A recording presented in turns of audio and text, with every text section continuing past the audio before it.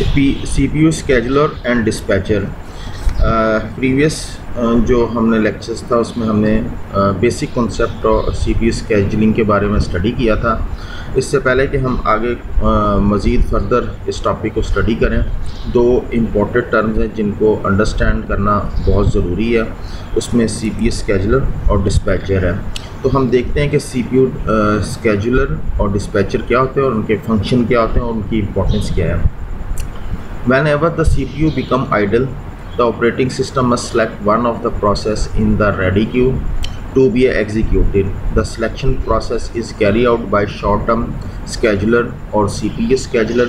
The scheduler select a process from the process in the memory that are ready to execute and allocate the CPU to that process. इसके name से ही clearly understand कर सकते हैं कि CPU scheduler यानी कि CPU scheduler जो कि किसी एक प्रोसेस को सिलेक्ट करे और वो सिलेक्टेड प्रोसेस जो है उसको CPU जो है उसकी एग्जीक्यूशन के लिए असाइन किया जाए। जैसे कि हम जानते हैं कि CPU स्केजुलिंग का मतलब भी यही है कि CPU जो है वो डिफरेंट प्रोसेस को उनकी एग्जीक्यूशन के लिए असाइन किया जाए। क्यों? There are many process ready to execute, यानी कि रेडी क्यू या मेमोरी के अंदर जो है बहुत सारे प्रोसेस जो हैं वो that are available for execution और वो वेट कर रहे होते हैं कि उनको CPU जो है वो असाइन किया जाए और CPU वो हासिल करें और अपनी एग्जीक्यूशन को कंटिन्यू करें।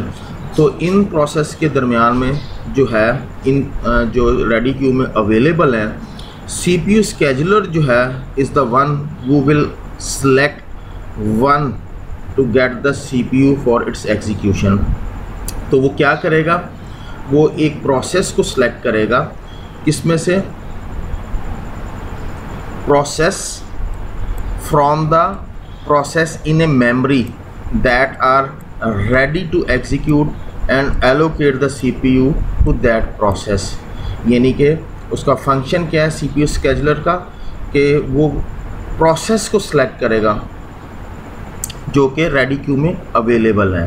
तो दूसरी जो इम्पोर्टेंट टर्म जो है या इम्पोर्टेंट चीज़ जो है जिसके बारे में हम स्टडी करेंगे दैट इज़ डिस्पैचर। डिस्पैचर के फंक्शन क्या होता है CPU स्केजुलिंग के हवाले से, इसको हम देखते हैं। तो dispatcher is a module that gives the control of the CPU to that process to the process selected by the short term scheduler. तो डिस्पैचर क्या करता है? It will give the control, यानी कि CPU का जो कंट्रोल है वो देता है, किसको देता है? जिस प्रोसेस को स्केजुलर ने सेलेक्ट किया हो, यानी कि स्केजुलर ने उस क्यू में से जो प्रोसेस सेलेक्ट किया है डिस्पैचर उसको CPU जो है वो असाइन करता है। क्योंकि there are number of process in a memory waiting for CPU और वो रेडी हैं एग्जीक्यूशन के लिए। तो CPU स्केजुलर ने क्या किया? उसने एक प्रोसेस को सिलेक्ट किया जो कि रेडी क्यू में बहुत सारे प्रोसेस अवेलेबल हैं जिन्होंने अपनी एग्जीक्यूशन स्टार्ट करनी है। तो जो सिलेक्टेड प्रोसेस CPU स्केजुलर ने किया है, डिस्पैचर क्या करेगा? डिस्पैचर जो है वो एक मॉड्यूल है, वो क्या करेगा? वो उस CPU का कंट्रोल जो है उस सिलेक्टेड प्रोसेस को जो कि CPU स्केजुलर ने सेलेक्ट किया है उसको CPU जो है वो असाइन कर दिया जाएगा या उसको जो है CPU जो है उसका कंट्रोल दे दिया जाएगा ताकि वो अपनी एग्जीक्यूशन स्टार्ट करे। डिस्पैचर जो है जस्ट लाइक यहाँ पे ये रनिंग प्रोसेस है और इसको CPU असाइन किया गया, they are process in a ready queue. तो स्केजुलर ने जो है वो इस रेडी क्यू में से जो है वो एक प्रोसेस को सिलेक्ट किया फॉर एग्जीक्यूशन और उसके बाद जो है डिस्पैचर ने जो है उसने प्रोसेस जो है वो उस CPU जो है प्रोसेसर को जो है उस सिलेक्टेड प्रोसेस को जो कि क्यू में से सिलेक्ट किया था स्केजुलर ने, डिस्पैचर ने उसको जो है प्रोसेस को CPU जो है वो असाइन कर दिया गया। The dispatcher should be fast as possible since it is invoked during every process switch the time it takes for the dispatcher to stop one process and start another process start and other running is known as a dispatch latency। जो dispatcher है उसको बहुत fast होना चाहिए। क्यों? Because there are lot of process in a memory, बहुत सारे process जो हैं वो मेमोरी में हैं और उनकी स्विचिंग हो रही है बड़ी तेज़ी से। हम जानते हैं कि डिफरेंट प्रोसेस जो है वो वेट कर रहे हैं रेडी क्यू के अंदर।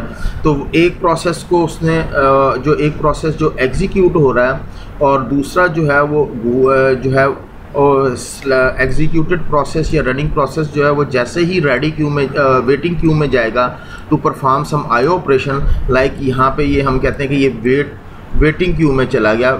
वेट में इसलिए गया कि इसने कुछ आईओ ऑपरेशन परफॉर्म करने हैं। तो जब वो वेटिंग और जो है आईओ ऑपरेशन जब तक कंप्लीट नहीं होता, इस प्रोसेस को मस्ट बी अ वेट। तो ये टाइम जो है दैट इज़ आइडल टाइम, और आइडल टाइम जो है वो यूटिलाइज़ करना चाहिए। तो सीपीयू स्केजुलर ने फ़ौरन प्रोसेस को सिलेक्ट किया और डिस्पैचर ने एक और प्रोसेस को जो है वो असाइन कर दिया। इन द मीन वाइल जो है मे बी इस प्रोसेस ने भी जो है सम आई ऑपरेशन परफॉर्म करने हैं और ये जो है also goes into the wait state और for completion of I operation. So in the meanwhile CPU जो है दैट विल सीपीयू स्केजुलर जो है वो मज़ीद जो रेडी क्यू में प्रोसेस अवेलेबल है उनमें से किसी प्रोसेस को सिलेक्ट करेगा और ये जो सीपीयू है उस प्रोसेस को असाइन करेगा। So that is happening very frequently और वेरी क्विकली।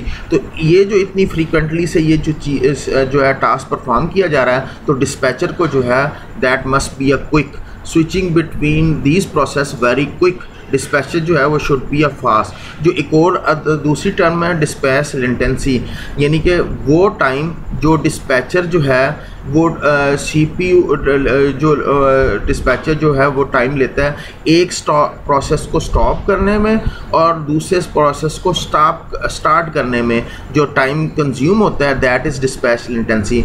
इट्स मीन कि ये प्रोसेस के पास सीपीयू था तो डिस्पैचर ने यहाँ से इसको स्टॉप किया और इस प्रोसेसर को यहाँ से रिलीज़ करके फ्री करके उसने इस प्रोसेस को जो है वो सीपीयू असाइन किया। So stopping a one process and starting another process, the time which is involved between that process, that mean that is dispatch latency, यानी the time takes dispatcher to switch between the two process, that mean that is dispatch latency। और जितना आपका minimum dispatch latency होगा उतनी ही system की computation better होगी, efficient होगी। तो ये जो वो दो टर्म्स हैं जिनको हमने स्टडी किया, मज़ीद फर्दर जो हमारे आगे टॉपिक होंगे उसमें हम प्रीएम्प्टिव और नॉन प्रीएम्प्टिव स्केजुलिंग को देखेंगे और अंडरस्टैंड करेंगे कि प्रीएम्प्टिव और नॉन प्रीएम्प्टिव स्केजुलिंग क्या होती है।